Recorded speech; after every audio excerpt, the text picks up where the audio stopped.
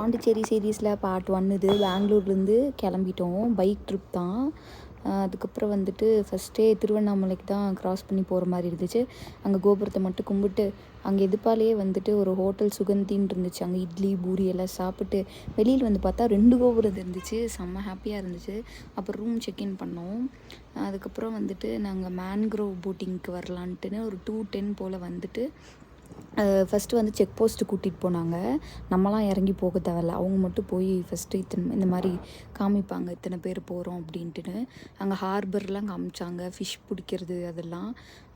அதுக்கப்புறம் நாங்கள் வந்து இந்த மேன்க்ரோவ் போட்டிங்க்கு உள்ளே வந்துட்டோம். அந்த ஃபாரஸ்ட்டில் பிக் எடுக்கிறது எனக்கு அவ்வளோ பிடிச்சிச்சு. நான் இன்ஸ்டா ரீல்ஸில் பார்த்தப்போ அவ்வளோ பேர் அழகழகாக எடுத்திருந்தாங்க.